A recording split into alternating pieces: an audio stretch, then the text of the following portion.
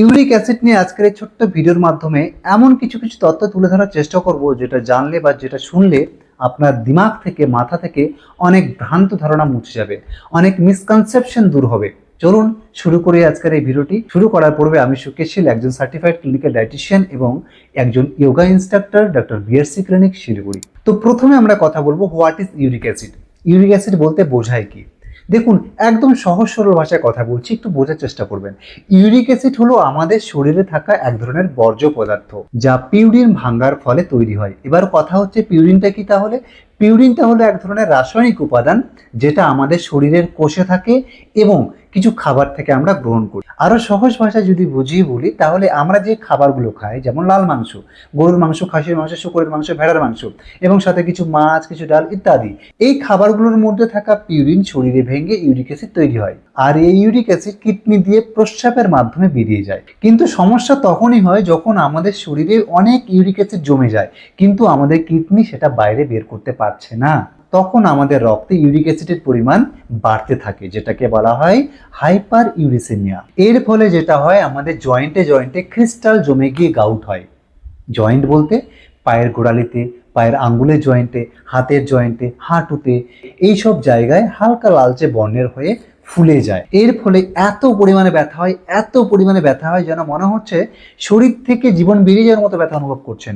আপনি যদি এই সমস্যায় ভুগছেন বা কেউ যদি এই ইউরিক অ্যাসিডের ব্যথায় রয়েছেন, সেই ব্যক্তি আমার কথাগুলো রিলেট করতে পারবেন, বুঝতে পারবেন যে আমি কি বলতে চাইছি। এগুলোই হচ্ছে আমাদের রক্তে ইউরিক অ্যাসিড বাড়ার কিছু উপসর্গ বা সিমটমস। এছাড়াও আপনি যদি ইউরিক অ্যাসিড ব্লাড টেস্ট করেন, সেখানে আপনার রক্তে, মানে আপনি যদি পুরুষ হন তাহলে আপনার রক্তে যদি ইউরিক অ্যাসিডের ভ্যালু বা রেঞ্জ যদি থাকে 3.5 এমজি পার ডেসিলিটার থেকে 7.5 বা 7 এমজি পার ডেসিলিটার যদি আপনার রক্তে ইউরিক অ্যাসিড থাকে, তাহলে এটাকে নর্মাল মানা হয়। আর আপনি যদি মহিলা হন তাহলে 2.5 এমজি পার ডেসিলিটার থেকে 6.5 বা 6 এমজি পার ডেসিলিটার, এটাকে নর্মাল রেঞ্জের মধ্যে ধরা হয়। এটা গেল ছোট্ট আলোচনা ইউরিক অ্যাসিড নিয়ে। এবার আসছি মেন পয়েন্টে। কেন আমি প্রথমেই বললাম যে ভিডিওটি দেখার ফলে আপনার মিসকনসেপশন, ভ্রান্ত ধারণা, কিছু গুজব মাথা থেকে হটে যাবে চিরদিনের জন্য, এবং আপনিও অন্যকে অ্যাডভাইস দিতে পারবেন যে ইউরিক অ্যাসিড আসলে কি এবং ইউরিক অ্যাসিড কোন কোন খাবারে বাড়ে। দেখুন, আমি একদম ক্লিয়ার কনসেপ্ট দেওয়ার চেষ্টা করছি, আর এই ভিডিওটি প্রচুর পরিমাণে শেয়ার করবেন, কারণ একদম অথেন্টিক জেনুইন ইনফরমেশন দিচ্ছি এখন আমি। সেটি হচ্ছে, অনেকেই বলেন যে ইউরিক অ্যাসিড কোথায় থাকে, বা অনেক ডাক্তার বলেন ইউরিক অ্যাসিডের জন্য আপনি মসুর ডাল খাবেন না, ছোলার ডাল খাবেন না, রাজমা খাবেন না, ফুলকপি খাবেন না, পাতাকপি খাবেন না, পালং শাক খাবেন না, মটর ডাল, মটরশুঁটি, মাশরুম, এইসব খাবার খাবেন না। কিন্তু বিষয়টি হলো সম্পূর্ণ ভুল। বিষয়টি সম্পূর্ণ ভুল। কেন ভুল? কারণ এগুলোর মধ্যে পিউরিন যে পরিমাণে থাকে, সেটা আমাদের শরীরে তেমন কোনো ক্ষতি পৌঁছায় না। তাহলে পৌঁছায় কোথায়? সেসব খাবারে যেগুলোর মধ্যে ভরপুর মাত্রায় পিউরিন রয়েছে। তাহলে সেই খাবারগুলো কি? সেগুলো হচ্ছে, শুনুন ভালো করে, একটা খাসির মাংস ভরপুর মাত্রায় পিউরিন রয়েছে, খাওয়ার সাথে সাথে আপনার রিয়াকশন শুরু হয়ে যাবে শরীরে। 2 নম্বর, গরুর মাংস ভরপুর মাত্রায় পিউরিন রয়েছে। 3 নম্বর, পোর্ক শুকরের মাংস, ভেড়ার মাংস, এগুলোর মধ্যে ভরপুর মাত্রায় পিউরিন রয়েছে। আর কোথায় রয়েছে? বিয়ারে রয়েছে, অ্যালকোহলে রয়েছে, ওকে। এবং সাথে কোথায় রয়েছে? কিছু সামুদ্রিক মাছ এবং ডিমের মধ্যে এবং দুধ জাতীয় খাবারের মধ্যে। ঠিক আছে? তাহলে পিউরিনটা কোথায় পাওয়া যায়? নন ভেজ খাবারের মধ্যে।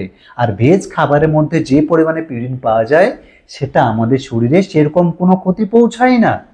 শুধু শুধু গুজব এটা যে এইসব খাবার থেকে আপনি দূরে থাকবেন যদি আপনার মধ্যে ইউরিক অ্যাসিড রয়েছে। শুধু ইউরিক অ্যাসিড না, ইউরিক অ্যাসিডের সাথে সাথে আপনার শরীরে যদি কোলেস্টেরল রয়েছে, একটি খারাপ চর্বি যদি আপনার শরীরে রয়েছে, এটাও কিন্তু এই ডায়েটে, আমি যেগুলো বললাম ননভেজ খাবার, এটা যদি আপনি একটু 15 থেকে 20 দিনের জন্য সাইড করে দেন, তাহলে আপনার কোলেস্টেরলের জন্য আর ইউরিক অ্যাসিডের জন্য কোনো মেডিসিন খাওয়ার দরকার পড়বে না।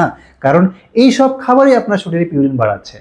ওকে, আমাদের শরীরে অলরেডি পিউরিন আছেই, উপরন্তু আপনি আবার এইসব খাবারগুলো খাচ্ছেন, আবার মেডিসিন খাচ্ছেন, তাহলে কি করে আপনার ইউরিক অ্যাসিড কমবে? তাই না? ইউরিক অ্যাসিড তো কখনো কমবেই না। উপরন্তু আপনি যে মেডিসিনগুলো খাচ্ছেন, পেইন কিলার মেডিসিন খাচ্ছেন, বা যেগুলো আপনার ডাক্তারবাবু আপনাকে প্রেসক্রাইব করেছেন সেগুলো খাচ্ছেন, আবার ওই ননভেজ খাবার খাচ্ছেন, তাহলে আপনি ইউরিক অ্যাসিড থেকে কি করে মুক্তি পাবেন? কখনোই সম্ভব না। তো যাই হোক, উদ্ভিদজাত যেসব খাবারগুলো রয়েছে, মানে ভেজ খাবার আপনি যেটা ইচ্ছা আপনি সেটাই খেতে পারেন। শুধু আর শুধু আপনি ননভেজ খাবারগুলো কিছুদিনের জন্য সাইড করে দিন আর ভেজ খাবারটাকে বাড়িয়ে দিন। দেখবেন আপনার কোলেস্টেরলের সাথে সাথে ইউরিক অ্যাসিডও কমতে শুরু করেছে। আর একটা সব থেকে গুরুত্বপূর্ণ, যদি অস্বস্তিকর ব্যথা অনুভব করছে অলওয়েজ, তাহলে আপনি যেটা করবেন, lower leg hot water immersion therapy. এটা কিভাবে করতে হয়, 1 বালতি জল নেবেন, যেমন দেখতে পাচ্ছেন আপনারা, 1 বালতি জল নেবেন, সেই জল 42 ডিগ্রি সেলসিয়াসে আপনাকে ফুটাতে হবে, যতটা আপনি সহ্য করতে পারছেন, এবং সেই বালতির মধ্যে হাঁটু থেকে একদম পায়ের তলা অবধি ডুবিয়ে রাখতে হবে আপ টু 30 মিনিটস, 25 থেকে 30 minute.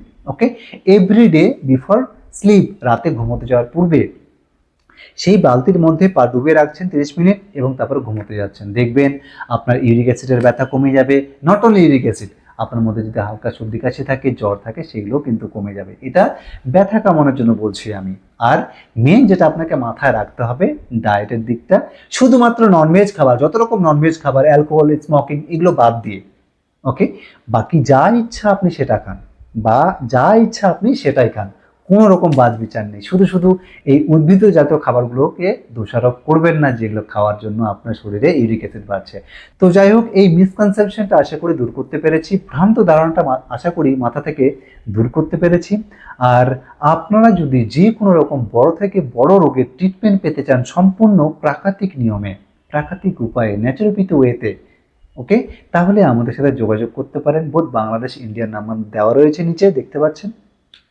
Doctor BRC clinic Siliguri, main hospital আমাদের দিল্লিতে, ক্লিনিক শিলিগুড়িতে। আপনারা চাইলে শিলিগুড়িতে ভিজিটও করতে পারেন, আর আমাদের দেওয়া নাম্বারে যোগাযোগ করে আপনি অ্যাপয়েন্টমেন্টটা ফিক্সড করতে পারেন। নমস্কার বন্ধুরা, সকলে ভালো থাকবেন, সুস্থ থাকবেন, দেখা হচ্ছে পরের ভিডিওতে। আর হ্যাঁ, ভিডিওটি যদি ভালো লাগে তাহলে প্রচুর পরিমাণে শেয়ার করুন, আর এমন আরও স্বাস্থ্যটি পেতে পেজটি অবশ্যই, মানে চ্যানেলটি অবশ্যই সাবস্ক্রাইব করে রাখুন।